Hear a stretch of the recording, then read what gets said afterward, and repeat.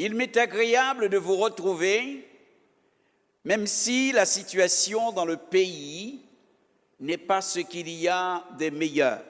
Et si vous me disiez que vous aviez quelque inquiétude, je vous comprendrais. Mais c'est pour cela que pendant quelques moments, autour de la parole de Dieu, je voudrais vous solliciter pour quelques réflexions spirituelles. Vous savez, lorsque la société ou le pays dans lequel l'Église évolue est en ébullition, l'Église se doit de s'interroger. Elle se doit de poser un regard sur la situation. Quand je dis de s'interroger, certes, je ne dis pas qu'elle doit s'interroger sur ce qu'elle n'a pas fait, comme si ce serait à cause d'elle, à cause de son péché, et que le pays serait en ébullition, que la situation politique serait ce qu'elle est. Non. Je vous invite plutôt à vous interroger sur ce que l'Église peut faire ou sur ce que l'Église doit faire. Comment elle doit poser un regard sur la situation, un regard qui conduit non à une théologie politique, c'est-à-dire s'arrêter et pour faire toutes sortes de supputations politiques de la chose. Non, laissons cela à ceux qui sont les spécialistes de la situation. Mais j'invite l'Église à s'interroger sur ce qu'elle peut faire. Je l'invite à poser un regard qui conduit à une théologie pratique. Comment dans son quotidien, l'Église peut être acteur de la situation, peut-être donc un moyen pour pouvoir aider dans la situation. Dans le livre d'Ésaïe, au chapitre 37 et le verset 3, le prophète dira qu'un jour, un des rois d'Israël s'est trouvé devant une situation tout aussi complexe. Et il ne savait que faire. Et quand il voulut expliquer la situation, il employa des expressions qui aujourd'hui pourraient traduire notre situation en Guadeloupe. Il dira, l'heure de l'enfantement est là, mais les forces manquent. Ce qui signifie que l'essentiel ne peut pas être fait alors qu'on est dans le temps où l'essentiel devrait être fait. Et la Bible nous dit que cet homme, ce roi, face à son impuissance, face à la situation qui le dépassait, il prit le courrier que lui avait envoyé son ennemi et il alla le déployer devant l'Éternel en disant « Éternel, vois, regarde ». Oui, sa solution était la prière. Sa solution était d'aller devant Dieu. Sa solution était donc d'apporter son problème à Dieu. Et je voudrais inviter l'Église à ne pas oublier l'efficacité de cette solution. La prière n'est pas une chose dérisoire. Et ne laissez à personne le droit de vous dire que vous, pasteur, vous, Église, lorsque vous priez, vous perdez votre temps. Non, mais je voudrais vous dire, n'oubliez pas que le mandat de la prière donné par Dieu n'a été donné à aucun autre corps, n'a été donné à aucun autre groupe de la société, si ce n'est en premier à l'Église. L'Église doit connaître ce qu'est la prière, elle doit connaître ce qu'est la valeur de la prière, et elle doit savoir utiliser la prière de différentes manières dans ses différents moments et dans ses différentes situations. Elle va prier et elle doit apprendre à utiliser ce moyen. Prier,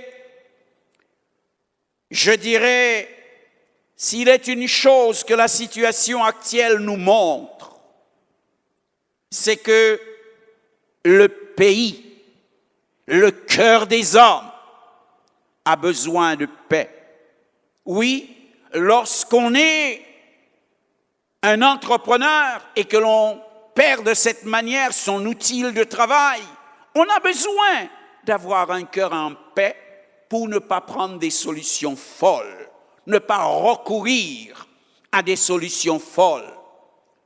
Lorsque l'on est un employé et que l'on perd son travail et que l'on pense à tout ce qui peut venir à la fin du mois, le loyer et autres, eh bien oui, on a besoin d'avoir une paix intérieure pour ne pas sombrer dans la déprime, pour ne pas recourir à des solutions qui ne pourraient d'aucune manière arranger la situation. Mais la paix à laquelle nous devons appeler, la paix sociale, la paix dans le pays, mais aussi la paix pour les cœurs, la paix dans les familles, la paix entre les hommes. C'est là ce dont l'on a besoin. Mais disons-nous franchement les choses. Si la vie redevenait normale, qu'on parvenait à circuler, chacun à revenir à nos occupations, et que la vie reprenait, est-ce pour autant qu'on aurait retrouvé la paix? Est-ce pour autant que nos prières auraient atteint leur objectif? Est-ce pour autant que donc on devrait cesser de prier? Non. Notre prière ne doit pas rechercher uniquement des solutions d'immédiateté. La paix pour laquelle l'Église doit prier est une paix entre les acteurs, afin que les adversaires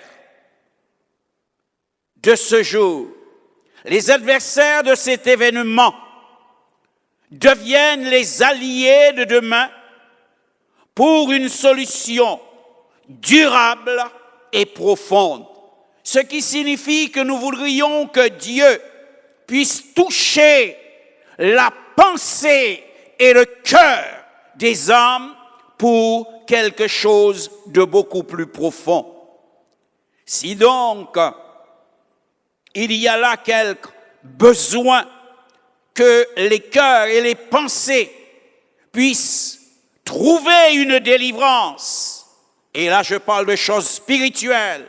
Eh bien, puissions-nous, nous qui sommes au fait de la réalité de ces choses, puissions-nous donc les réclamer au Seigneur pour le bien de ceux qui nous dirigent, pour le bien de ceux qui défendent les droits et les besoins des autres, pour le bien de ceux qui veulent assurer un devenir aux autres. Priez pour que chacun soit libéré spirituellement. Prions donc pour que il y ait l'émergence d'un nouvel état d'esprit, d'un nouvel état de cœur, où l'on n'a pas envie de mépriser ou de piétiner l'autre, mais où l'on a envie de construire avec lui, dans le respect mutuel, un avenir dans lequel chacun pourrait prendre part. Oui, ce sont là les besoins dont nous avons, le pays a besoin. Et je voudrais inviter l'Église à prier pour cela. Ce ne sont pas les choses qui peuvent se faire du jour au lendemain. Ceux mêmes qui nous dirigent nous disent, ça fait 75 ans que ces choses durent. Alors il est peut-être temps que l'Église aussi comprenne qu'elle ne peut pas prier 2 jours et une fois que la chose est terminée, qu'elle s'arrête. C'est pourquoi je voudrais aussi m'adresser à ceux qui sont découragés. Je voudrais m'adresser aux familles, aux pères de famille. Je voudrais m'adresser par ce moyen aux employés, à ceux qui, pour une raison ou pour une autre, dans la situation, se trouvent dans le découragement, à ceux qui voudraient laisser tomber les bras et qui voudraient tout abandonner. Je voudrais, surtout si vous êtes chrétien, vous dire, faut-il pour cela tout abandonner? Faut-il pour cela tout lâcher? Non. Souvenez-vous donc de Paul, qui, comme vous, n'avait rien demandé et qui se trouvait embarqué dans une situation où il se retrouva en péril sur les mers, en péril dans la tempête. Mais il reprit courage, parce qu'il pouvait dire, le Dieu que je sers, le Dieu auquel j'ai cru, m'a certifié que je sortirai de là. Alors je voudrais également t'inviter à cela. Aie donc la certitude, aie donc confiance dans le Dieu que tu sers. Je voudrais t'inviter à regarder David, qui, à l'heure où la ville de Siglag était en feu, elle aussi, et que David fut pris pour cible de la cause du désastre par ceux qui hier étaient ses amis. La Bible dit, David reprit courage en s'appuyant sur l'Éternel son Dieu. Tout était perdu. La ville brûlée, la ville ravagée, tout était perdu. Mais un homme permit aux choses de repartir. Un homme permit aux choses de se reconstruire. Un homme donna une nouvelle vision et un nouvel engagement à ceux qui étaient désolés et qui pleuraient. Il reprit courage en s'appuyant sur l'Éternel son Dieu. Et alors, au lieu de continuer à pleurer, il se leva et repartit en avant. C'est pourquoi, à toi, mon bien-aimé frère, bien-aimées sœurs, chers amis, vous qui êtes découragés, vous qui êtes fatigués, alors je voudrais te dire, au nom du Seigneur Jésus, fortifie-toi et reprends courage. Fortifie-toi et reprends courage. Les promesses du Seigneur ne sont-elles pas pour toi? Les promesses des Saintes Écritures ne te sont-elles pas adressées et ne sont-elles pas réelles? Alors appuie-toi sur cette parole, car peut-être, qui sait, ce qui te semblait être un désastre est peut-être la circonstance qui emmènera dans ta vie quelque chose de merveilleux.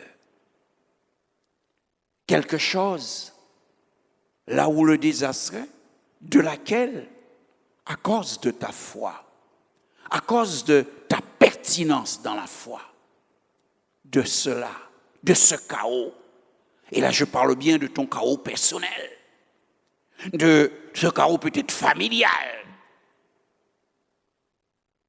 pourrait naître quelque chose de merveilleux. Car le Dieu dans lequel tu as cru, le Dieu que tu as servi jusqu'à ce jour, il déclare, et il le dit pour toi, il le dit à l'intention de personnes comme toi, qui se trouveraient dans des situations telles que tu te trouves là maintenant, n'ayant plus le secours de ton banquier, peut-être ayant perdu presque tout ce que tu avais, et tu ne sais où mettre la tête. Alors, Dieu dit, je suis l'Éternel qui bâtit sur des ruines antiques. Et là où le feu aurait tout consumé, là où tout aurait été saccagé, je veux te dire, sans tromper ton cœur, je veux te dire sans mépriser ta souffrance, c'est aussi pour des heures semblables, c'est aussi pour des situations semblables que Dieu nous invite à croire en lui. C'est l'occasion qui t'est donnée d'une manière simple mais profonde à réaliser que ta foi, ce n'est pas une jacquerie, ce n'est pas une chimère, non, c'est une réalité qui te permet de laisser Dieu faire pour toi, qui engage Dieu dans tes affaires et à tes côtés pour lui permettre de faire pour toi au-delà de ce que tu pourrais demander et espérer, au-delà de toute chose, afin qu'il te donne une mesure bien secouée. Que Dieu, dans sa grande miséricorde, te bénisse. Que Dieu essuie les larmes de tes yeux. Que Dieu, dans sa bonté, console ton cœur affligé. Et que ta foi te permette d'expérimenter d'une manière profonde que Dieu, que sa parole sont authentiques pour les besoins de cette société. Que Dieu te bénisse.